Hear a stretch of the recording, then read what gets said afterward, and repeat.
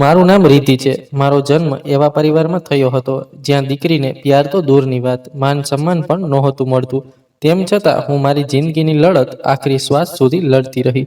મને ખબર નહોતી કે જ્યારે દીકરીઓ પર જવાબદારીઓનો બોજ નાખી દેવામાં આવે છે ત્યારે તે ક્યાંયની ના રહે. પોતાની ખુશીઓ પણ બીજા માટે કુરબાન કરી દે છે. આ મારી વાર્તા છે, જે સાંભળીને તમને ખબર પડશે કે કેટલી દીકરીઓની કિસ્મત ખરાબ નહીં, ખરાબથી પણ ખરાબ હોય છે. જેમને દરેક વસ્તુ માટે તરસવું પડે છે, જેમને લાયક હોવા છતાં પણ બીજાની ખુશીઓ માટે પોતાની ખુશીઓનું બલિદાન આપવું પડે છે. હું ગરીબ પરિવારની હતી, નોકરીની શોધમાં હતી, એવી નોકરી જ્યાં હું પોતાને સુરક્ષિત રાખીને કામ કરી શકું. દીકરીઓ માટે નોકરી કરવી કેટલી મુશ્કેલ હોય છે એ તો તમે બધા સારી રીતે જાણો છો. મારા માટે પણ જિંદગીનું દરેક પગલું ભારે મુશ્કેલ હતું. એક દિવસ એક માણસ મને કહ્યું કે જો હું તેના વૃદ્ધ પિતા સાથે લગ્ન કરી લઉં તો તે મને પૂરા 1 લાખ રૂપિયા આપશે. હું તો એટલી બધી ગરીબ હતી અને મને પૈસાની ખૂબ જરૂર હતી. મેં લગ્ન માટે હા કહી દીધી. પછી મને ખબર પડી કે તેના પિતા માત્ર વૃદ્ધ જ નહીં, બીમાર પણ છે અને મરતા પહેલા લગ્ન કરવા માગે છે.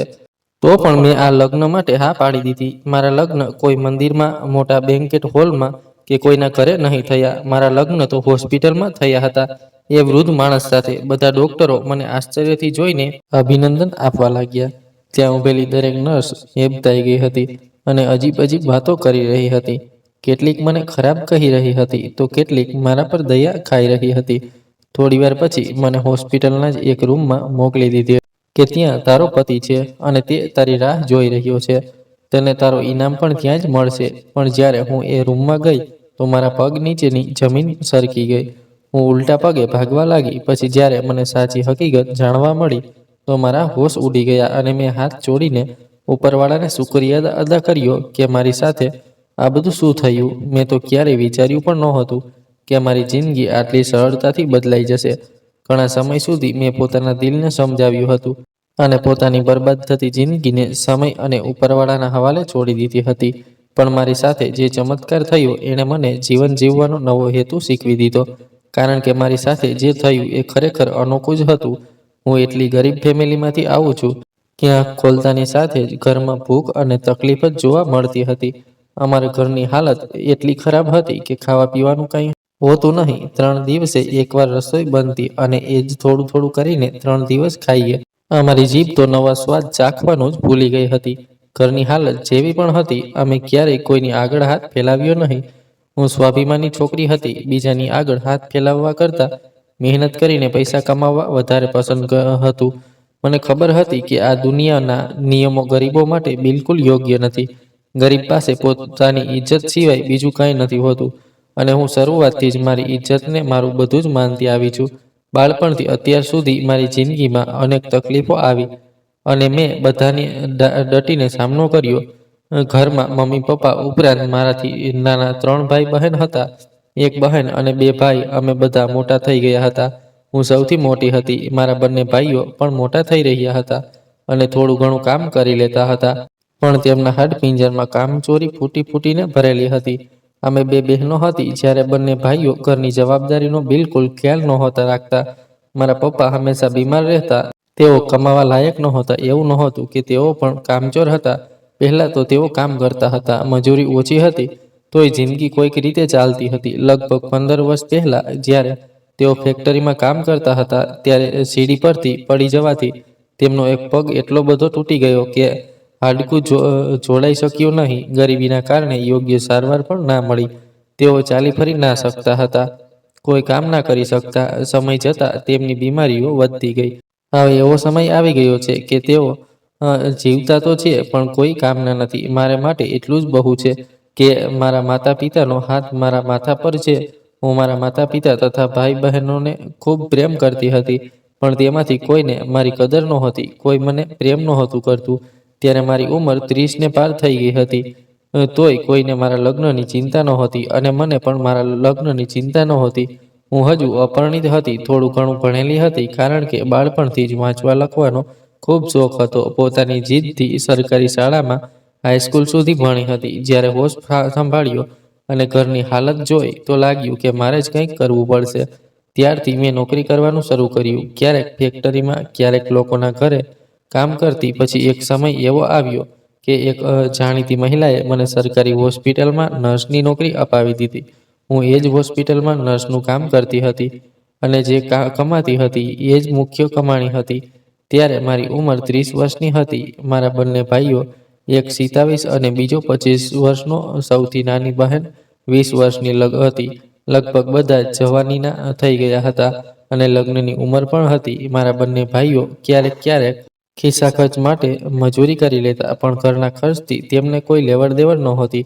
જે કમાતા એ પોતાને માટે જ વાપરતા. એ દિવસે હું વેઇટિંગ એરિયામાં બેઠી મારી સાથેની નર્સ સાથે મારી જિંદગીની વાતો કરતી રહી.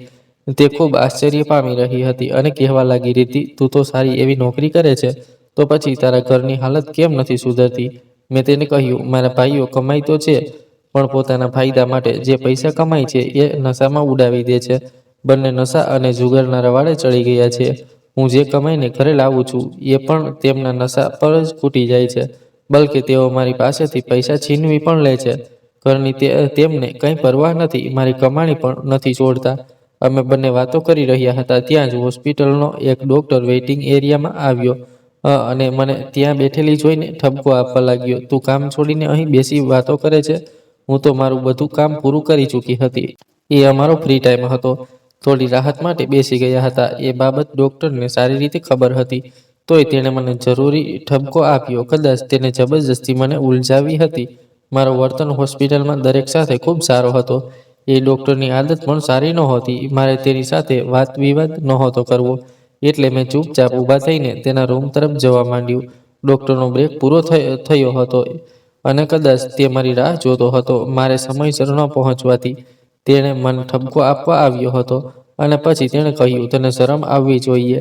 રૂમમાં આવતાની સાથે જ ડોક્ટરે ફરીથી મને ઠપકો આપવાનું શરૂ કરી દીધું. ઘણી વાર સુધી તેણે મારી બેઇજ્જતી કરી અને હું માથું ઝુકાવીને સાંભળતી રહી. પછી જ્યારે મારી સહન શક્તિની હદ વટાવી ગઈ તો મેં નરમાશથી કહ્યું, સર, આ અમારો ફ્રી ટાઈમ હોય છે. અમે થોડી વાર બેસીને આરામ કરી લઈએ છીએ. જો તમને મારી જરૂર હોય તો ફોન કરીને બોલાવી લેતા. બસ મારું એટલું કહેવું હતું કે ડોક્ટર ભયાનક રીતે બૂમો પાડવા લાગ્યો. હવે તું મને શીખવાડીશ કે મારે શું કરવું અને શું નહીં. બે કોડીની નર્સ પોતાને શું સમજે છે? અહીં તમે લોકો આરામ કરવા આવો છો કે કામ કરવા? મેં કહ્યું, સર, કામના સમયે તો અમે કામ જ કરીએ છીએ. તેના પછી તેણે મને વધુ ઠપકા આપવા માંડ્યા. આજે તેનો પૂરો ઈરાદો મારી બેઇજ્જતી કરવાનો હતો. ઘણીવાર સુધી હું ઊભી રહીને તેની બધી વાતો સહન કરતી રહી, પણ પછી મારી સહનશીલતા ખૂટી ગઈ અને મેં એ શબ્દો કહી નાખ્યા જે મને કહેવા નહોતા જોઈતા. મેં હિંમત કરીને કહી દીધું, સર, હું અહીં નોકરી કરું છું. તમારી કોઈ ગુલામ નથી. મને અહીં દર્દીઓની સેવા માટે રાખવામાં આવી છે, તમારી સેવા માટે નહીં કે તમે આટલી ઊંચી અવાજે જાહિલોની જેમ મારા પર બૂમો પાડો. હું ઘણી વારથી તમારી વાતો સાંભળી રહી છું. હવે મારામાં એટલી તાકાત નથી રહી કે વધુ સહન કરું. મેં આ વાત સખ્તાઈથી કહી હતી કારણ કે હવે તેની વધુ વાતો સાંભળવી મારા માટે અસહ્ય થઈ ગઈ હતી. મારી વાતો તેના માથા પર લાગી અને પગે પડી. તે ઝટકાથી આગળ વધ્યો અને એક જોરદાર થપ્પડ મારી ગાલ પર ઝીંકી દીધી. મારા માટે આ ઘટના બિલકુલ સહન કરી શકાય તેવી નહોતી. તેણે મારા પર હાથ ઉઠાવ્યો હતો. આ જોઈને મને સમજાતું નહોતું કે હું શું કરું. મારો ગુસ્સો આસમાને પહોંચી ગયો. મેં નજીકના ટેબલ પર રહેલો ફૂલદાન ઉપાડ્યું અને ડોક્ટરના માથા પર પછાડી દીધું. ડોક્ટરના માથા પરથી લોહી વહેવા લાગ્યું. તે માથું પકડીને ધીમે ધીમે જમીન પર ઢળવા લાગ્યો અને જોર જોરથી બૂમો પાડવા લાગ્યો. ઘોંઘાટ સાંભળીને બહારના લોકો રૂમમાં એકઠા થવા લાગ્યા. ડોક્ટરના માથેથી વહેતું લોહી અને મને એ દયનીય હાલતમાં જોઈને બંનેને પકડી લીધા. થોડી જ વારમાં સિક્યોરિટી ગાર્ડ પણ આવી ગયા. આખો મામલો MS મેડિકલ સુપ્રિન્ટેન્ડન્ટની ઓફિસમાં પહોંચી ગયો. પહેલા ડોક્ટરના માથા પર ડ્રેસિંગ કરાવવામાં આવ્યું. પછી ડોક્ટરે બધાની સામે કહેવા લાગ્યો, આ નર્સ ખૂબ બદતમીઝ છે. મેં તેને કંઈ કહ્યું જ નહોતું. આને પાગલપણના દોરા પડે છે. મેં તમને પહેલા પણ કહ્યું હતું કે આ નર્સ ઠીક નથી, પણ કોઈ મારી વાત સાંભળતું નથી.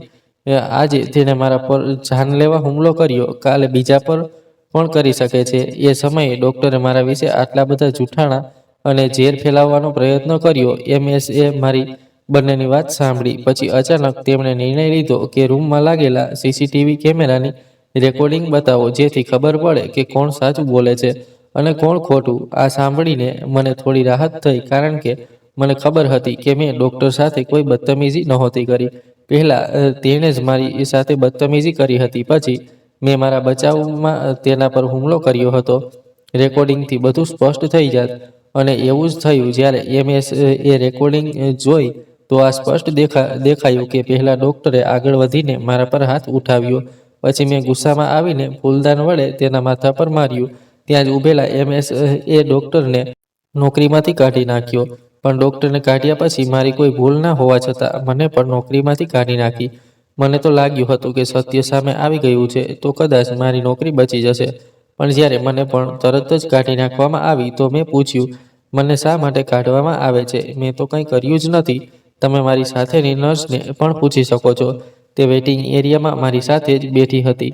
ડૉક્ટર સાહેબે તેની સામે પણ મારી સાથે બદતમીઝી કરી હતી અને પછી પોતાના કેબિનમાં પણ કરી હતી. પણ MSએ નામાં માથું હલાવ્યું અને કહ્યું, ના, હવે અમે તમને અમારી હોસ્પિટલમાં રાખી શકીએ નહીં. ડૉક્ટર ખોટા હોય તો તમે પણ ખોટા છો, કારણ કે તમને હોસ્પિટલના નિયમોની ખબર જ નથી. જો તમે સમયસર તેમના કેબિનમાં ગયા હોત તો કદાચ તેઓ તમારી સાથે બદતમીઝી ના કરત અને ના જ હાથ ઉઠાવત. આ ક્યાંનો ન્યાય હતો? તેમની વાતો સાંભળીને મને ભારે ગુસ્સો અને દુઃખ બંને થયા. પણ આ નોકરી બચાવવા માટે મારી પાસે તેમની પાસે વિનંતી કરવા સિવાય બીજો કોઈ રસ્તો નહોતો. તોય મેં એવું કર્યું નહીં. મેં કહ્યું નહીં કે ભગવાન માટે મને આ કામ પર રાખી લો, મને નોકરીમાંથી ના કાઢો, કારણ કે મને એક વાતનો પાક્કો વિશ્વાસ થઈ ગયો હતો કે આ સમાજમાં સ્ત્રીને પોતાના પગ પર ઊભી થતી જોઈને પુરુષોનું ઘણું બગડે છે. નોકરી તો ગઈ જ ગઈ હતી. તેથી મેં ત્યાં જ ઊભા મારા પગારની માંગણી કરી દીધી, કારણ કે મારો મહિનો પૂરો થવાનો હતો. પણ અહીં પણ મારી સાથે અન્યાય થયો. MSએ સખ્તાઈથી ના પાડી દીધી કે અમે તમને કોઈ પગાર નહીં આપીએ. આ મારા માટે સહન કરી શકાય તેમ નહોતું. મેં ત્યાં હોબાળો કરવા માંડ્યો તો સિક્યોરિટી ગાર્ડ્સની મદદથી તેમણે મને હોસ્પિટલની બહાર કાઢી નાખી અને મારી એન્ટ્રી હંમેશ માટે બંધ કરી દીધી. મને ખૂબ રડવું આવી રહ્યું હતું. હું રસ્તા પર નિરાશ્રિત ઊભી હતી. શું કરું અને શું ના કરું? હું મારા ભાઈ બહેનોને તાના મારતી હતી કે તેઓ બેકાર છે, કંઈ કરતા નથી. પણ હવે મારી હાલત પણ તેમના જેવી થઈ ગઈ હતી. હું પણ એકદમ બેરોજગાર થઈ ગઈ હતી. મારા અને મારા ઘરવાળાનો એક જ આધાર હતો, આ નોકરી, અને એ પણ હાથમાંથી ગઈ હતી. મેં ઘર જવા રિક્ષા લેવાનું વિચાર્યું, પણ બેગમાં જોયું તો 1 રૂપિયો પણ નહોતો. બસ જેમ તેમ પગપાળા ચાલવાનું શરૂ કર્યું. ક્યારેય તો ઘર પહોંચીશ. ઘરે પહોંચતા લગભગ 1 કલાક લાગી ગયો હતો. પણ ત્યાં સુધીમાં મારી પોતાની હાલત ખૂબ ખરાબ થઈ ગઈ હતી. મારા પગ બહુ સોજી ગયા હતા અને દુખાવો પણ થતો હતો. ઘરે પહોંચતાની સાથે જ મારી સામે બીજો એક દ્રશ્ય હતું. જેમ કે મેં તેમને પહેલાં પણ કહ્યું હતું કે મારા બંને ભાઈ મારાથી નાના હતા. તેમાંથી એક ભાઈએ લગ્ન કરી લીધા હતા. તેની પત્ની પણ અમારી સાથે જ રહેતી હતી અને તેની જવાબદારી પણ હું જ ઉપાડતી હતી. મારો ભાઈ તેની સાથે પ્રેમ કરતો હતો અને એક દિવસ પોતાની મરજીથી તેણે તેની સાથે લગ્ન કરી લીધા હતા. તેના લગ્નને 7 મહિના થયા હતા. પણ હવે તેની પત્ની તેને છોડીને જઈ રહી હતી. તેણે પોતાના માયરાને પણ બોલાવ્યા હતા અને પોતાનો સામાન પેક કરી રહી હતી. મેં પહોંચતાની સાથે જ પૂછ્યું, શું થયું? શું કારણ છે કે તું ઘર છોડીને જઈ રહી છે? તે રડતા રડતા બોલી, દીદી, મારાથી આ ગરીબ ખાનામાં નથી રહેવાતું. હું દરેક વસ્તુ માટે તરસી ગઈ છું. રોટલી પણ ખૂબ મુશ્કેલીથી મળે છે. મને ખબર નહોતી કે મોહબ્બત મને આ રસ્તે લઈ આવશે. હવે મને સમજાઈ ગઈ છે કે મોહબ્બતથી પેટ નથી ભરાતું. પેટ ભરવા માટે પૈસાની ખૂબ જરૂર હોય છે. તમારો ભાઈ તો પૈસા કમાતો જ નથી અને જે કમાય છે એ બધું નશામાં ઉડાવી દે છે. મારાથી તેની સાથે વધુ ગુજારો નથી થઈ શકતો. મારા ઘરમાં તો ક્યારે અમે ભૂખે નથી સૂતા. પણ આણે એક દિવસ પણ મને પેટ ભરીને રોટલી નથી આપી. હવે મને ખબર પડી કે મોહબ્બતના સુહાના ફૂલ શરૂઆતમાં તો ખૂબ સારા લાગે છે, પણ પછી પેટની ભૂખ ના ભરાય ત્યારે એ જ ફૂલ કાંટા બનીને ખૂબ દુઃખ આપે છે. જ્યારથી મેં તમારા ભાઈ સાથે લગ્ન કર્યા છે, મારી તો જિંદગી જ બરબાદ થઈ ગઈ. મારી આખી જિંદગી હજુ પડી છે. હું મારી જિંદગીને આ માણસ સાથે વધુ બરબાદ નથી કરવા માંગતી. એટલે મેં નક્કી કરી લીધું છે કે હું તેને અને તેના ઘરને છોડીને જઈ રહી છું. મેં મારા ભાઈની પત્ની આરતીને ખૂબ સમજાવી. આરતી, આમ ના કર. તું તેને છોડીને જશે તો એ વધુ બગડી જશે. તેણે કહ્યું, ના દીદી, એ તો પહેલેથી જ ઘણો બગડેલો છે. તેના વધુ બગડવાથી મને કોઈ ફરક નહીં પડે. મારી ભૂલ થઈ કે મેં તમારા ભાઈ સાથે મોહબ્બત કરી. હું તમને તો હિંમત આપું છું કે તમે પોતાની ખુશીઓ અને ઈચ્છાઓને મારીને પરિવારનું પેટ ભરો છો, પણ મને માફ કરજો. મારામાં તમારા જેવી હિંમત નથી. મારી સમજાવટનો આરતી પર કોઈ અસર ના થઈ. ઘરેથી નીકળતી વખતે તેણે કહી દીધું કે એ વિચારવાની પણ હિંમત ના કરજો કે હું ફરી પાછી આવીશ, કારણ કે મેં એકવાર નક્કી કરી લીધું છે. બાકીના ઘરવાળાઓએ પણ તેને ખૂબ રોકવાનો પ્રયત્ન કર્યો, પણ તે ના રોકાઈ. મારા ભાઈની હાલત પણ ખૂબ ખરાબ હતી, કારણ કે તે પૂરેપૂરો નશાનો રવાડે ચડી ગયો હતો. તેની પત્ની પોતાની જગ્યાએ સાવ સાચી હતી. જ્યારે ઘરમાં ખાવાનું જ ના મળતું હોય તો આમ છોડીને જવાનો નિર્ણય તેણે બરાબર જ લીધો હતો. ખેર, સાંજ સુધીમાં આ બધું પતી ગયું.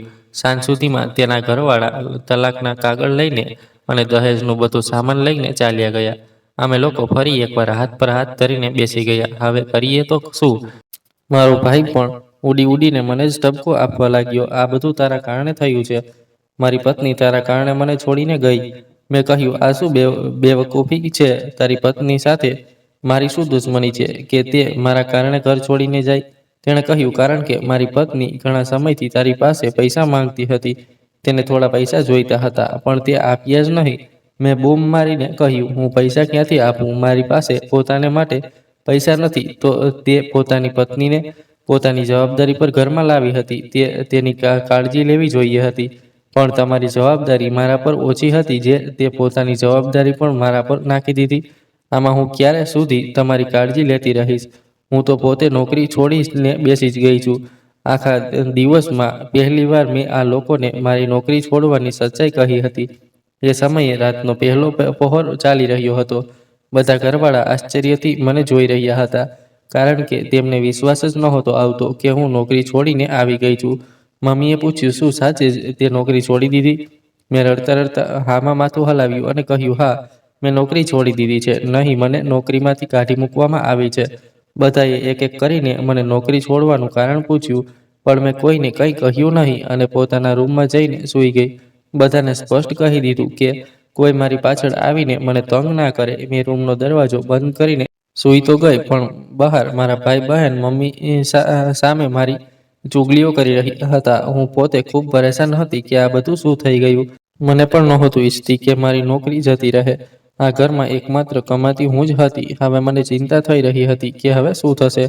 મારા ભાઈ બહેન મારી વિરુદ્ધ ઉલટી સીધી વાતો કરી રહ્યા હતા. મેં કોઈની વાત પર ધ્યાન ના આપ્યું અને કાન બંધ કરીને સૂવા લાગી. પણ ઊંઘ ક્યાં આવવાની હતી? મને આખી રાત જાગતા જ કાપવી પડી. બીજા દિવસે પણ હું મોડી ઉઠી, પણ જેવી બહાર આવી તો જોઉં છું કે મારો મોટો ભાઈ બૂમો પાડી પાડીને મમ્મી પપ્પાને મારી વિરુદ્ધ ભડકાવી રહ્યો હતો. જો આ ઘરમાં કોઈને મારી થોડી ઘણી ચિંતા હતી તો એ મારા પપ્પા હતા. તેઓ ક્યારેક મારી કાળજી લેતા અને મારા માથે હાથ ફેરવીને કહેતા, બેટા, જો હું સ્વસ્થ હોત તો તને ક્યારેક નોકરી કરવા ના દેત. પણ મારી મમ્મી એવી નહોતી. તેમણે ક્યારેય મારા વિશે વિચાર્યું જ નહોતું. જો તેમને મારી ચિંતા હોત તો સમયસર મારા લગ્ન કરાવી દીધા હોત. મારા ભાઈના મતે પણ મેં જાણી જોઈને નોકરી છોડી છે. કોઈ કારણ હોત તો હું તેમને જરૂર કહેત, પણ મેં હજુ સુધી કારણ ના કહ્યું. એટલે તેમને એવું જ લાગતું હતું કે મેં જાણી જોઈને નોકરી છોડી છે. મારો ભાઈ મમ્મીને કહી રહ્યો હતો, તેણે જાણી જોઈને આમ કર્યું છે, કારણ કે એ ઈચ્છે છે કે અમે કામ કરીએ. એ ઈચ્છે છે કે હવે તેના ભાઈઓ પણ કમાય. એટલે જ હાથ પર હાથ ધરીને બેઠી ગઈ છે. મારા ભાઈના મોઢેથી આ શબ્દો સાંભળીને મને બિલકુલ સારું ના લાગ્યું. ભાઈ તો જવાબદાર હોય છે. પોતાની ઘરની બહેન દીકરીઓને સુરક્ષિત રાખે છે, જેથી તેમને ઘરની બહાર નીકળીને નોકરી ના કરવી પડે. પણ મારા ભાઈઓ પોતે જ જવાન અને અટ્ટાકટ્ટા હોવા છતાં પણ મોટી બહેન પર નિર્ભર હતા. હું વિચારી પણ ના શકતી કે આટલા વર્ષોથી હું આ લોકો માટે આટલું બધું કરતી આવી છું. હવે જ્યારે મારી નોકરી ગઈ છે, મુશ્કેલ સમય જોવો પડી રહ્યો છે, તો તેના બદલે આ લોકો મારો સાથ આપે, મને દિલાસો આપે અને કહે કે તું ચિંતા ન કર. એના બદલે તેઓ મને જ દોષ દઈ રહ્યા હતા, કારણ કે તેમના મતે હું જાણી જોઈને તેમના માટે કમાતી નથી. જો સાચે જ એવું હોત તો ગયા કેટલાય વર્ષોથી હું નોકરી કરતી આવી છું, ત્યારે પણ હાથ પર હાથ ધરીને બેસી શકતી હતી ને. મને ખૂબ દુઃખ થઈ રહ્યું હતું. બહાર આવી તો મમ્મીએ મને જોઈને નરમાશથી કહ્યું, ઉઠી ગઈ બેટા? મારી પાસે તમને આપવા માટે કોઈ જવાબ નહોતો. એ સમયે પપ્પા દવા લઈને સૂતા હતા. હું મમ્મીની ખોળામાં માથું મૂકીને લેટી ગઈ અને ધ્રુસકે ધ્રુસકે રડવા લાગી. મારો નાનો ભાઈ તો ઘરમાં ભાગ્યે જ આવતો હતો, કારણ કે તે મોટે ભાગે મિત્રો સાથે આવારાગીરી અને નશામાં જ રહેતો હતો. અને મોટો ભાઈ તો લડવા માટે તૈયાર જ હતો. તેની પત્ની જે ગઈ હતી તેને એવું લાગતું હતું કે તેની પત્ની મારા કારણે ગઈ છે, એટલે એ ગુસ્સો મારા પર કાઢવા આતુર હતો. મને જોઈને તેણે મોઢું વાળી લીધું અને એક બાજુ બેસી ગયો. મેં રડતા રડતા મમ્મીને કહ્યું, માં, ત્યાં એક ડોક્ટર છે, ખૂબ બદતમીઝ છે. તે મારી સાથે બદતમીઝી કરે છે. હવે કહો, મારો શું વાંક છે? તેણે મારા પર હાથ ઉઠાવ્યો. એવું પણ ક્યાં થાય છે કે ડોક્ટર નર્સ પર હાથ ઉઠાવે? મારી પણ તો કોઈ ઇજ્જત છે ને? હું ત્યાં મહેનત કરું છું, તેથી જ મને પૈસા મળે છે ને? તેણે મારી સાથે બદતમીઝી કરી ત્યારે જ મેં તેના પર હાથ ઉઠાવ્યો. હોસ્પિટલે તેને નોકરીમાંથી તો કાઢી નાખ્યો, પણ મને પણ સાથે કાઢી નાખી. હોસ્પિટલવાળાએ કહ્યું કે અમારી રેપ્યુટેશનનો સવાલ છે. તમારા અહીં હોવાથી અમારી હોસ્પિટલનું નામ ખરાબ થઈ શકે છે. હવે કહો, આમાં મારી શું ભૂલ છે? હું મારા ભાઈ બહેન માટે ત્યાં નોકરી કરું છું, પણ આ લોકો તો નશો કરે છે, અને આ બંને ભાઈઓનો નશો ક્યારેય પૂરો જ નથી થતો. મને તેમની કઈ ચિંતા નથી. હું તો આ બધા માટે હંમેશા ચિંતિત રહું છું. શું મારી ઇજ્જતનું કઈ મૂલ્ય નથી? હું મમ્મીને હવે પૂરી હકીકત કહી રહી હતી, અને સાથે સાથે સતત રડી પણ રહી હતી. મારો ભાઈ મને જોઈને બોલ્યો, બસ કરો તમારું નાટક. તું મમ્મીને જૂઠી વાર્તા બનાવીને સંભળાવે છે. હકીકત એ છે કે તું હવે નોકરી કરવી જ નથી ઈચ્છતી. તેની વાત સાંભળીને મને ખૂબ દુઃખ થયું કે જેના માટે હું પોતાને બરબાદ કરી રહી હતી એ કેટલો મતલબી છે. એ જ ક્ષણે મેં પણ કસમ ખાઈ લીધી કે હવે હું કોઈના માટે કંઈ નહીં કરું. આ લોકો મારા મુશ્કેલ સમયમાં મારો સાથ નથી આપી શકતા, તો પછી આગળ જઈને મારા માટે શું કરશે? મેં મમ્મીને સ્પષ્ટ કહી દીધું. તમે સારી રીતે કાન ખોલીને સાંભળી લો કે હવે હું કોઈની કંઈ પરવાહ નહીં કરું. હવે ઘરમાં ભૂખ લાગે તો લાગે, કરજ થાય તો થાય, પણ હવે કોઈ મારી સાથે કોઈ મતલબ ના રાખે. જે પોતાના માટે કમાવા નીકળવું હોય તે નીકળે. ના મારે કોઈ માટે કમાવું છે, ના હવે કોઈની મદદ કરવી છે. જેમને મારી ઇજ્જતની ચિંતા નથી તે મારી શું ચિંતા કરશે? કોઈ મારી મદદ નથી કરતું, અને હવે મને પણ કોઈની મદદની જરૂર નથી. હવે જેમ ઈચ્છો તેમ કરો, અને પ્લીઝ બધા મારી પાસેથી કોઈ આશા ના રાખો. આટલું કહીને હું પોતાના રૂમમાં આવી ગઈ. પણ પછી મને ખૂબ પસ્તાવો થવા લાગ્યો. મારા ભાઈ બહેનને હું પ્રેમ કરતી હતી. તે ભલે જેવા પણ હતા, મારાથી નાના હતા, મારા પોતાના ભાઈ બહેન હતા. તેમના માટે જ મેં લગ્ન નહોતા કર્યા, અને પોતાની જે થોડી ઘણી જમાપૂંજી હતી એ પણ મારા ભાઈના લગ્નમાં લૂંટાવી દીધી હતી, જે આજે ફરી એકવાર તલાકશુદા થઈ ગયો છે. મને એ સમય ખૂબ સારી રીતે યાદ છે જ્યારે અમારા ઘરની બે ઘર છોડીને એક મોટું ભાડાનું મકાન હતું. ઘણા વર્ષો પહેલા તે ઘરમાં દિશાંતનો પરિવાર રહેવા આવ્યો હતો. દિશાંતને હું પસંદ પડી ગઈ. મને પણ તે ખૂબ પસંદ હતો. અમે બંને એકબીજાને પ્રેમ કરવા લાગ્યા. દિશાંતે અમારી સાથે લગ્ન કરવાની ઈચ્છા દર્શાવી, કારણ કે તે સમયે અમારી બંનેની લગ્નની ઉંમર હતી. તે ભલે ભાડાના મકાનમાં રહેતો હતો, પણ ગામમાં તેનું પોતાનું ઘર પણ હતું. તે મને કહેતો, હું તારી દરેક ઈચ્છા પૂરી કરીશ. તેણે તો એટલું સુધી કહી દીધું કે તે મારો રિશ્તો લઈને અમારે ઘરે આવશે, પણ મેં તેને સાફ ના પાડી દીધી. તે દરરોજ મને મનાવવાનો પ્રયત્ન કરતો અને કહેતો, તારે મારી સાથે જ લગ્ન કરવા પડશે. હું તારા વગર રહી નહીં શકું. પણ હું હંમેશા તેને ના જ કહેતી. એક દિવસ અડધી રાત્રે તેનો ફોન આવ્યો અને તેણે કહ્યું, મેં મમ્મીને મનાવી લીધા છે. મમ્મી કહે છે કે રીતિ તેમને ખૂબ પસંદ છે. મમ્મી તને ઘરની વહુ બનાવવા તૈયાર છે. પહેલા હું એટલે રોકાઈ રહ્યો હતો કે મમ્મી માનશે કે નહીં, પણ હવે મેં મમ્મીને મનાવી લીધા છે. મેં દરેક રીતે તારી સાથે લગ્ન કરવાની કોશિશ કરી લીધી છે. હવે તું પણ હા કર, ઘરવાળાઓ સાથે વાત કર અને મારી જિંદગીમાં આવી જા. પણ તેને મારી મુશ્કેલી ખૂબ સારી રીતે ખબર હતી કે હું પરિવારની એકમાત્ર કમાતી છું અને મારા ભાઈ બહેનોનું સૌથી વધુ વિચારું છું. તેણે કહ્યું, તને ચિંતા કરવાની જરૂર નથી તારા ભાઈ બહેનોનું, બલકે આખા પરિવારનું ધ્યાન હું રાખીશ. જેટલું તું મહિને કમાઈને આપે છે એટલું હું પણ મારો હિસ્સો નાખીશ.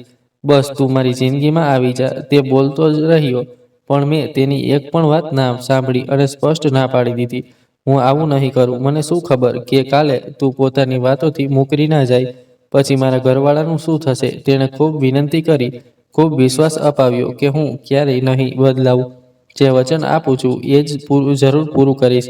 પણ તોય મેં સ્પષ્ટ ના પાડી દીધી. જાણે કેમ મને તેના પર વિશ્વાસ નહોતો થતો. અને મેં કહી દીધું, દિશાંત, જો તું મારા માટે રોકાઈ શકે તો રોકાઈ જાય, જ્યાં સુધી મારા ભાઈ બહેનોનું કંઈક ભવિષ્ય ના બને. હું હજુ તારી જિંદગીમાં નહીં આવી શકું. દિશાંતે ફોન પર જ મને ધમકી આપી, જો તે મારો રિશ્તો નકારી દીધો તો હું પોતાની જાન આપી દઈશ. મારા માટે નિર્ણય લેવો ખૂબ મુશ્કેલ હતો. મેં તેને ખૂબ સમજાવ્યું, આટલો જજબાતી ના થા. થોડો સમય રોકાઈ જા. મને વિશ્વાસ છે કે મારા બંને ભાઈ સુધરી જશે. પણ તે મારી વાત ના માનતો હતો. વારંવાર મારી વાત કાપીને બોલતો, મેં જોઈ લીધું છે, તારા ભાઈ ક્યારેય નહીં સુધરે.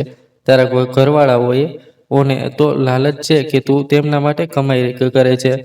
તેમને પોતાની દીકરીની કઈ ચિંતા નથી. બેસી બેસીને ઘરમાં બધી સુવિધા મળી રહી છે. તો તેઓ ઈચ્છે કેમ કે તેમની દીકરીના લગ્ન થાય. તારા ભાઈઓને પણ તારી કઈ પરવાહ નથી. જો તે મારી સાથે લગ્ન ના કરીએ તો તારું ભવિષ્ય બરબાદ થઈ જશે. મેં કહ્યું, દિશાંત, એવું કંઈ નથી. દરેક અંધકારમય રાત પછી સવાર જરૂર આવે છે. મારા ભાઈઓ પણ સુધરી જશે. તેણે કહ્યું, એક દિવસ તને પણ વિશ્વાસ આવશે કે હું સાચું કહેતો હતો, અને ત્યારે તું ખૂબ પસ્તાઈશ. મેં ફોન મૂકતા મૂકતા કહ્યું, ઠીક છે, જ્યારે વિશ્વાસ આવશે અને મારા ભાઈ નહીં સુધરે ત્યારે હું તારી સાથે લગ્ન કરી લઈશ. તું મારા માટે રોકાઈ શકે તો રોકાઈ જા, પણ હું સમય પહેલા તારી સાથે લગ્ન નહીં કરી શકું. એ સમયે મારી ઉંમર લગભગ 25 વર્ષની હતી. ફોન તો મેં બંધ કરી દીધો, પણ મારા દિલની હાલત ખૂબ ખરાબ થઈ રહી હતી. મને ડર લાગી રહ્યો હતો કે ક્યાંક દિશાંત પોતાની જાન ના લઈ લે, કારણ કે સાચે જ હું તેને ખૂબ પસંદ કરતી હતી અને મને ખબર હતી કે તે અત્યંત જુસ્સાદાર છે. એકવાર જે વાત તેના મગજમાં આવે તે પૂરી કરવા માટે તે કોઈ પણ હદે જઈ શકે છે. મને એ જ વાતનો ડર હતો. મેં ફરી તેને ફોન કર્યો, પણ તેનો નંબર બંધ આવતો હતો. પછી બીજી સવારે મને ખબર પડી કે તે મહોલ્લામાંથી ઘર ખાલી કરીને મમ્મી સાથે ચાલ્યો ગયો છે. મેં તેનો નંબર ઘણીવાર મળાવ્યો. જ્યારે નંબર ના મળ્યો તો મેં કોશિશ કરવાનું જ છોડી દીધું.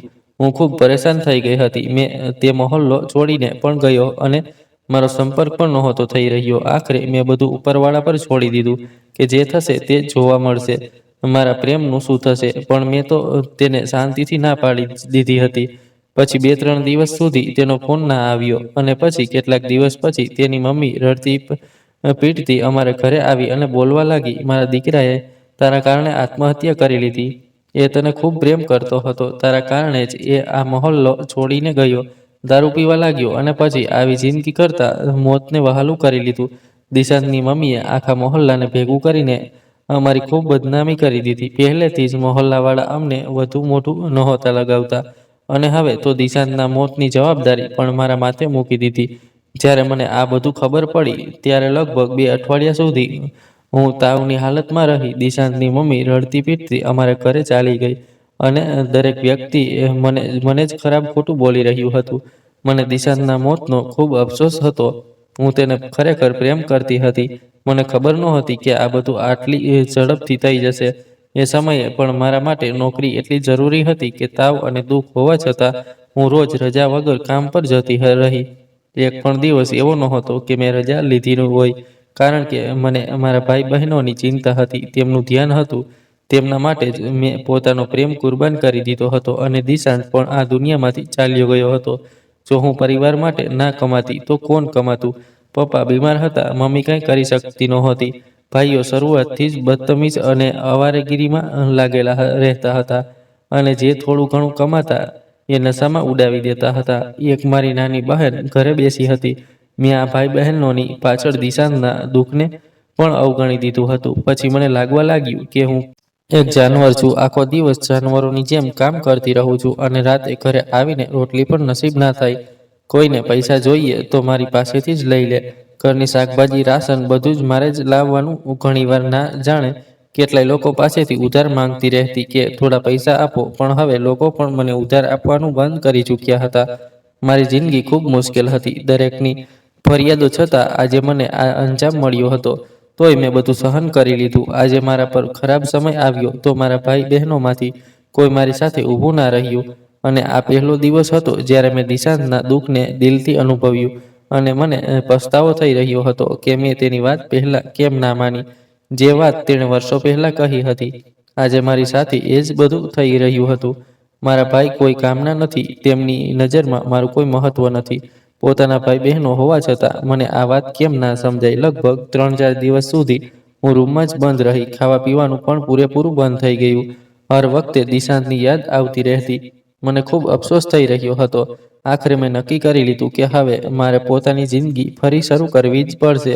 દિશાંત નથી તો શું થયું? બાકીના મર્દ તો છે. કદાચ કોઈ મારા માટે મારા નસીબમાં લખાયેલું હોય. પણ હવે લગ્નની વાત કરું તો ક્યાં કરું? મારી પાસે ના રૂપિયા હતા, ના દહેજ, ના જ્વેલરી, ના સારો રિશ્તો, ના સારી ઉંમર. હવે હું લગભગ 35 વર્ષની થઈ ચૂકી હતી. મને કોઈ રસ્તો દેખાતો નહોતો કે હવે શું કરવું. મેં એક બે રિશ્તા કરાવનારને ફોન કરીને બધું કહી દીધું અને પોતાના માટે રિશ્તો શોધવાનું કહ્યું. પણ મને આશ્ચર્ય થયું જ્યારે તેમણે મારી વાત સમજવાને બદલે સ્પષ્ટ ના પાડી દીધી. જુઓ બહેન, હવે તમે મોટી થઈ ગયા છો. ઉપરથી દહેજ પણ કાંઈ નથી. ઓછામાં ઓછું દહેજ કે ગાડી, મોટરસાયકલ, ઘર કંઈક તો હોવું જોઈએ. અને હવે તમારી ઉંમર પણ છોકરાવાળા અવગણી નહીં શકે. આમ ખાલી હાથે રિશ્તો મળી જાય એ અશક્ય છે. તેમનો જવાબ સાંભળીને હું એકદમ શાંત થઈ ગઈ. મને સમજાતું નહોતું કે હું શું કરું. લાગતું હતું કે મારા પગ નીચેથી જમીન સરકી ગઈ છે. મેં પોતાની આખી જિંદગી બરબાદ કરી દીધી. જ્યારે પોતાના માટે જીવવાનું વિચાર્યું તો કોઈ સાથ આપવા તૈયાર નહોતું. ના ઘરવાળા, ના બહારવાળા. મારા પર ડિપ્રેશનના હુમલા થઈ રહ્યા હતા. હું આખી રાત જાગતી અને આખો દિવસ ઊંઘની ગોળીઓ લઈને સૂતી રહેતી, જેથી ઘરવાળા મારી સાથે વાત ના કરે. ઘરનો ખર્ચ કેવી રીતે ચાલે છે કે નથી ચાલતો એ મને ખબર નહોતી. લગભગ એક અઠવાડિયું આવી જ હાલત રહી. એક અઠવાડિયા પછી જ્યારે હું રૂમમાંથી બહાર નીકળી તો મને ખબર પડી કે ઘર ચલાવવા મારી નાની બહેન કામ કરી રહી છે. આ જોઈને મને ખૂબ દુઃખ થયું. મેં તરત જ રિશ્તા કરાવનારને ફોન કર્યો અને કહ્યું, ઠીક છે, મારી તો ઉંમર વધી ગઈ છે. મારી બહેન માટે કોઈ સારો રિશ્તો મળી શકે? આ વખતે તે ચૂપ થઈ ગઈ અને કહ્યું, ઠીક છે, હું જોઈને કહું છું. મેં ઘરમાં કોઈને ના કહ્યું કે હું બહેન માટે રિશ્તા જોઈ રહી છું. 2 દિવસ પછી તેનો ફોન આવ્યો. હા, એક છોકરો છે. મેં ખુશીથી મારી બહેનને પાસે બેસાડી અને કહ્યું, મેં પોતાની આખી જિંદગી અહીં બરબાદ કરી દીધી. મને કાંઈ ના મળ્યું. હું નથી ઈચ્છતી કે તું પણ આમ જ પોતાને દાવ પર લગાવીશ અને પછી જ્યારે પોતાના માટે જીવવાનું વિચારીશ ત્યારે તારા હાથમાં કંઈ ના આવે. તેણે મને સમજાવવાનો પ્રયત્ન કર્યો પણ મેં સ્પષ્ટ ના પાડી દીધી. મેં તારા માટે રિશ્તો જોઈ લીધું છે. હવે ચૂપચાપ લગ્ન કરી લે. ઘરવાળાને આ વાતથી કોઈ વાંધો ના આવવો જોઈએ. આખરે તેમની દીકરી બિન દહેજે જઈ રહી હતી. 1 મહિનામાં જ મેં મારી બહેનનો લગ્ન પતાવી દીધો. ફરી એકવાર અમે એ જ જગ્યાએ આવીને ઊભા રહી ગયા. હું પૂરેપૂરી એક બાજુએ સમેટાઈ ગઈ. કમાવા માટે મારી પાસે કંઈ નહોતું. મારા ભાઈઓએ હવે કામ શરૂ કરી દીધું હતું. બંને કામ પર ટકી પણ ગયા હતા. પણ મને હવે કંઈ ફરક નહોતો પડતો. હું અંદરથી પાગલ થઈ રહી હતી. તેથી મેં રિશ્તા કરાવનારી વેબસાઇટ પર પોતાનો સંપૂર્ણ બાયોડેટા નાખી દીધો. કોઈક તો હશે, બુઢો, જવાન, લંગડો, લૂલો, કેવો પણ ચાલશે, કારણ કે હવે હું એકલતાની જિંદગી નથી જીવવા માંગતી. લગભગ 4-5 દિવસ થઈ ગયા. હું રોજ જ્યાં જ્યાં મેં લગ્ન માટે જાહેરાત મૂકી હતી ત્યાં જઈને જોતી. નેગેટિવ કોમેન્ટ્સ તો ઘણી હતી, પણ હકીકતમાં મને સહન કરનાર કોઈ નહોતું. 6 દિવસે હું ખૂબ નિરાશ થઈ ગઈ. મેં નક્કી કરી લીધું કે મારે પોતાની જિંદગી ખતમ કરી દેવી જોઈએ. મારા જીવવાનો હેતુ જ ખતમ થઈ ગયો હતો. ના હું ભાઈ બહેનોની ચિંતા કરતી હતી, ના પોતાના માટે જીવી શકતી હતી. એ પહેલાં મેં પોતાના દિલ અને દિમાગને મજબૂત કર્યા. ત્યાં જ એક અજાણ્યા નંબરથી ફોન આવવા લાગ્યો. મેં ફોન ઉપાડ્યો તો સામે એક માણસ હતો. મારું નામ લઈને બોલ્યો, અમને રિધિજી સાથે વાત કરવી છે. મેં કહ્યું, જી, હું જ રીતિ બોલું છું, બોલો. તેણે મારી જાહેરાત વિશે કહ્યું. અમે જોયું છે કે તમને રિશ્તાની શોધ છે. આ સાંભળતાની સાથે હું સીધી થઈને બેઠી ગઈ અને કહ્યું, જી, મને રિશ્તાની શોધ છે. કહો, તમારી પાસે કોઈ રિશ્તો છે? તેણે નરમાશથી કહ્યું, મેડમ, અમારી પાસે તમારા માટે રિશ્તો છે. તેણે મને એક જગ્યાનું સરનામું અને સમય કહ્યું. આ સમયે આ સરનામા પર આવી જજો. ત્યાં જ તમારા લગ્ન કરી દેવામાં આવશે. અને હા, બદલામાં તમારી પાસેથી કંઈ લેવાશે નહીં. આ સાંભળીને હું ખૂબ આશ્ચર્યમાં પડી ગઈ. મેં વધુ પૂછવા માંગ્યું પણ તે માણસે ફોન કાપી દીધો. મતલબ મારી પૂછવાની કોઈ આશા પણ ખતમ થઈ ગઈ. ફોન મૂક્યા પછી મારું શરીર ધીમે ધીમે કાંપવા લાગ્યું. મને સમજાતું નહોતું કે હવે શું કરું. થોડીવાર પહેલાં જે વસ્તુ હું ઉપરવાળા પાસે માંગી રહી હતી અને જેના માટે પોતાની જિંદગી ખતમ કરવા જઈ રહી હતી એ અચાનક થઈ ગઈ. પણ તોય મને શાંતિ નહોતી મળી. લાગતું હતું કે કંઈક ખોટું છે. શું મારે આ લગ્ન કરવા જોઈએ કે નહીં? હું મારા દિલ અને દિમાગ સાથે જંગ લડી રહી હતી. એટલામાં મારા રૂમમાં મમ્મી આવી અને નરમાશથી બોલી, રીતિ, કેટલા દિવસ થઈ ગયા ઘરમાં કંઈ રાંધ્યું નથી. બસ કર, છોડી દે તારી નારાજગી. તને ખબર છે ને, જો તું ના કમાય તો તારા ભાઈ બહેન કંઈ કામ નહીં કરે. બંનેના તો તે લગ્ન કરી દીધા. ભાઈઓ નશામાં લાગેલા છે. મને કહે, આ બધામાં મારું અને તારા પપ્પાનું શું કસૂર છે કે તું અમારાથી બદલો લઈ રહી છે? મમ્મી તો ઉલટું મને જ ઠપકો આપવા લાગ્યા કે હું કામ નથી કરતી, જ્યારે મને સમજાતું નહોતું કે તેમને ખવડાવવા પીવડાવવા એ મારી જવાબદારી નથી. જો જો છે તો પહેલા માતા પિતાની છે. જો તે પૂરી ના કરે તો પછી ભાઈઓની છે. શું હું તમારા માટે પોતાને બરબાદ કરું? મેં દિલ પર પથ્થર રાખીને કહ્યું, માં, તમારી વાત પોતાની જગ્યાએ સાવ સાચી છે, પણ હું હવે કંઈ કરી શકું તેમ નથી. તે આશ્ચર્યથી મને જોઈ રહી અને બોલી, કેમ કંઈ નહીં કરી શકે? તારી તો સારી એવી નોકરી હતી, તે એ પણ છોડી દીધી. થોડું સહન કરી લેત. ડોક્ટરે થપ્પડ મારી જ દીધી હતી તો શું થઈ ગયું? સહન કરવામાં જ માણસની ભલાઈ હોય છે. પણ તે સહન ના કર્યું અને હજુ પણ ઘરે બેઠી છે. તારે ક્યાંય બીજે જઈને નોકરી શોધવી જોઈએ.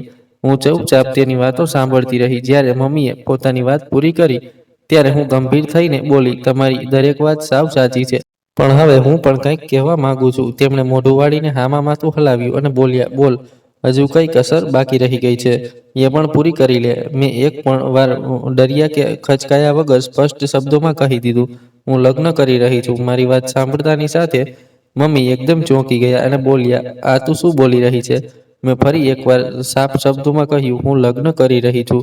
મમ્મી બોલવા લાગ્યા, મને તો એ જ ડર હતો કે તું કોઈના ચક્કરમાં છે, અને એકદમ મને ઠપકો આપવા લાગ્યા. થોડી વાર પહેલા જે મમ્મી મને પ્રેમથી સમજાવી રહ્યા હતા એ જ એક ક્ષણમાં મારી જાની દુશ્મન બની ગયા.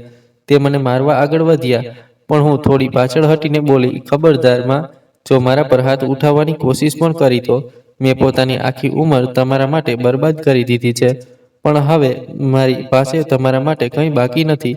એ જ હાથ જઈને પોતાના બંને દીકરાઓ પર ઉઠાવો, જેથી તેઓ થોડી શરમ કરે અને ઘરમાં થોડા પૈસા કમાઈને લાવે. મમ્મીએ મારું મોઢું જોરથી દબાવી દીધું અને બોલ્યા, તને શરમ નથી લાગતી આવું બોલતા? આટલી ઉંમરે હવે લગ્ન કરીશ? મેં ગંભીરતાથી કહ્યું, મને કોઈ ફરક નથી પડતો. જ્યારે જવાનીમાં કામ કરતી હતી ત્યારે કોઈએ નહોતું કહ્યું કે આટલી જવાનીમાં કમાઈ રહી છે. કોના માટે કમાઈ રહી છે? ત્યારે તો દરેકને પૈસા જ જોઈતા હતા, પણ હવે મારી પાસે કોઈને આપવા માટે કંઈ નથી. હું લગ્ન કરી રહી છું એટલે લગ્ન કરી રહી છું. જો તમને વાંધો હોય તો પોતાની પાસે રાખો, મને તમારી પણ જરૂર નથી. મારી વાત સાંભળીને મમ્મી બોલ્યા, ઠીક છે, કહો તો કોણ છે એ જેની સાથે તું લગ્ન કરી રહી છે? ના, એમ કહો કે કોઈ ગુલશરે ઉડાવી રહ્યું છે એ જ અને તને અમારી વિરુદ્ધ ભડકાવે છે અને તું બધું કામકાજ છોડીને બેઠી છે. મેં તેમની વાતનો કોઈ જવાબ ના આપ્યો, બસ કહ્યું, મને પોતાને ખબર નથી એ કોણ છે. મમ્મી ખૂબ આશ્ચર્યમાં પડી ગયા. ફરી પૂછ્યું તો મેં સ્પષ્ટ કહી દીધું, મને ખબર નથી એ કોણ છે. લાચાર છે, લૂલો છે, લંગડો છે, પણ હું એની સાથે લગ્ન કરી રહી છું. એ જ મારો આખરી નિર્ણય છે. મમ્મી ગયા પછી બંને ભાઈઓ આવ્યા અને વારા પરથી મને સમજાવવા લાગ્યા, તને આવા બિનદહેજે કોઈની સાથે લગ્ન કરવાથી સુખ નહીં મળે. મેં તેમની વાત સાંભળીને અને પછી સ્પષ્ટ કહી દીધું, જો તમે લોકો બિન પૈસે સુખેથી જીવી રહ્યા છો તો હું પણ બિન દહેજે સુખેથી જીવી લઈશ. જે માણસની હું વાત કરું છું એ મને સ્વીકાર ન કરે તો પણ મને મંજૂર છે. અહીં તો હું કેવી ખુશીઓથી જિંદગી જીવી રહી છું કે ત્યાં 2-4 વર્ષ સુખ ના મળે તો મને કંઈ થઈ જશે? એમ પણ મારી ઘણી ઉંમર નીકળી ગઈ છે. હવે કોઈ મને સ્વીકાર કરે છે તો કરવા દે. દરેકે પોતાની પૂરી કોશિશ કરી કે મને રોકી લે, પણ આ વખતે હું પોતાની જીદ પર અડી ગઈ હતી. મેં તેમનો સાચો રંગ જોઈ લીધો હતો. જ્યાં સુધી તેમના માટે કરતી રહી ત્યાં સુધી હું સારી હતી. જેવું બંધ કર્યું તેમની નજરમાં હું ખરાબ થઈ ગઈ. બીજા દિવસે મમ્મીએ ખૂબ રોકવાનો પ્રયત્ન કર્યો. ભાઈઓએ પણ રોક્યું, મારા પર હાથ પણ ઉઠાવ્યો, પણ હું જેમ તેમ કરીને આપેલા સરનામે પહોંચી ગઈ. એ મારી જિંદગીનો સૌથી મુશ્કેલ સમય હતો. ખાલી હાથે રડતી રડતી હું રસ્તા પર દોડી રહી હતી. બપોરે 1 વાગ્યે મારા લગ્ન હતા અને એ લગ્ન મારે કોઈ પણ ભોગે કરવા જ હતા. એ સિવાય મારી પાસે કોઈ રસ્તો નહોતો. ભાઈઓએ પહેલા મારા પર હાથ ઉઠાવ્યો, પછી સ્પષ્ટ કહી દીધું, જો તું આ ઘરની બહાર ગઈ તો અમારો તારી સાથેનો દરેક રિશ્તો ખતમ. આ તેમનો આખરી હથિયાર હતો, કારણ કે માર ખાવા પર પણ હું નહોતી રોકાતી. મને આ વાતોથી ક્યાં ડર લાગવાનો હતો? તે લોકોએ તો મને જીવતે જીવ મારી નાખી હતી. મેં બસ માથું હલાવ્યું અને કહ્યું, ઠીક છે, જે તમે કહો એ જ કરીશ. હું તમારી પાસે પાછી ક્યારેય નહીં આવું. મરી જાઉં કે જીવું રહું, કોઈ પણ હાલતમાં હું તમારું મોઢું નહીં જોઉં. તેમણે કહ્યું, હા, અમે પણ તને ઘરમાં ઘૂસવા નહીં દઈએ. માં મરે કે બાપ, તું અહીં નહીં આવીશ. મેં પણ કસમ ખાધી અને ચાલી નીકળી. હું રડતી રડતી જઈ રહી હતી. કંઈ ખબર નહોતી, બસ ઉપરવાળાને વારંવાર પ્રાર્થના કરતી જતી હતી, ભગવાન, મારું જે પણ થાય એ તું સંભાળી લે. મેં પણ ઘણા સમય સુધી બીજાને સંભાળવાની કોશિશ કરી છે. હવે મારો વારો આવ્યો ત્યારે બધા મને છોડીને ચાલ્યા ગયા. તો હવે તું જ મને સંભાળ. મારે તારા સિવાય કોઈની આગળ હાથ ફેલાવવા ના દે. પ્રાર્થના કરતા કરતા હું હોસ્પિટલ પાસે પહોંચી ગઈ. મારી પાસે માત્ર 500 રૂપિયા હતા, જે કિરાયામાં ખર્ચાઈ ગયા. હોસ્પિટલ પહોંચતાની સાથે મારી ખિસ્સી ખાલી થઈ ગઈ. જે વોર્ડ નંબર અને સમય કહ્યો હતો ત્યાં પહોંચી તો જોઉં છું કોઈ નહીં. એક બે બે લોકો દેખાતા હતા. જે બેડ નંબર કહ્યો હતો એ પણ ખાલી હતો. એકદમ મારું દિલ બેસી ગયું. ક્યાંક એ લોકો ચાલ્યા તો નહીં ગયા? મારી સાથે કોઈ મજાક તો નહીં થઈ ગઈ? જેના માટે મેં ઘરવાળાઓને પણ લાત મારી દીધી અને હવે મારા નસીબમાં કંઈ ના આવ્યું હોય. હું ત્યાં જ પરેશાનીમાં ઊભી હતી. એટલામાં પાછળથી એક નર્સ બોલી, તમને રૂમ નંબર 4માં બોલાવે છે. મેં પૂછ્યું, ત્યાં કોણ છે? નર્સે નરમાશથી કહ્યું, તમારા જ લગ્ન છે ને? ત્યારે જ મને થોડી રાહત થઈ. મેં કહ્યું, હા, મારા જ લગ્ન છે. એ નર્સ મને પોતાની સાથે એ રૂમમાં લઈ ગઈ. ત્યાં એક માણસ અને એક પંડિતજી હતા. બીજા પણ કેટલાક લોકો હતા. મને ખબર નહોતી કે તેમાંથી દુલ્હો કોણ છે. તેમણે મને બેસવા કહ્યું. હું ચૂપચાપ બેસી ગઈ. એક માણસે કહ્યું, તમે લગ્ન કરવા તૈયાર છો ને? કોઈ દબાણમાં તો નથી ને? મેં હામાં માથું હલાવ્યું અને કહ્યું, હું કોઈ દબાણમાં નથી. પોતાની ખુશીથી આ લગ્ન કરવા તૈયાર છું. તે માણસે કહ્યું, પહેલા એકવાર પોતાના દુલ્હાને જોઈ લો. હજુ સુધી તમે તેને જોયો પણ નથી. મેં નામાં માથું હલાવ્યું. મને કોઈ જરૂર નથી. તેણે ફરી કહ્યું, એકવાર જોઈ લો. તમને મોકો આપું છું. સારી રીતે સમજી લો, વિચારી લો. જે માણસ સાથે તમારા લગ્ન થઈ રહ્યા છે એ લાચાર છે. શું તમે એને સંભાળી શકશો? મેં હામાં માથું હલાવ્યું અને કહ્યું, હા, હું દરેક રીતે એની સાથે લગ્ન કરવા અને દરેક કામ કરવા તૈયાર છું. મને બસ લગ્ન કરવા છે. એ માણસ હળવેકથી હસ્યો અને પંડિતજીને કહ્યું, મંત્ર બોલવાના શરૂ કરો. પંડિતજીએ કહ્યું, દુલ્હાને બોલાવો. અને માત્ર 5 મિનિટમાં જે લગ્ન માટે હું આટલા વર્ષોથી તડપી રહી હતી તે લગ્ન પૂરા થઈ ગયા. જો કે મારા દુલ્હાએ પોતાનો ચહેરો ચાદરથી ઢાંકી રાખ્યો હતો, જેને જોઈને લાગતું હતું કે એ ખૂબ બીમાર અને લાચાર છે. પણ મને એ વાતથી કોઈ ફરક નહોતો પડતો. મને વિશ્વાસ જ નહોતો આવતો કે લગ્ન પછી રૂમમાં જે લોકો હતા એ બધા ચાલ્યા ગયા અને મારો દુલ્હો પણ ચાલ્યો ગયો. હું એકલી રહી ગઈ. મારું આખું શરીર કાંપી રહ્યું હતું. મને મારી મમ્મીની ખૂબ યાદ આવી રહી હતી, પણ સાથે સાથે તેમની ઝીણી ઝીણી ઠપકો આપતી વાતો પણ કાનમાં ગુંજી રહી હતી. હું ચૂપચાપ એકદમ એકલી બેઠી હતી. લગભગ 15 મિનિટ થઈ ગઈ હતી. એ 15 મિનિટ મેં 15 મહિના જેટલી લાગી રહી હતી.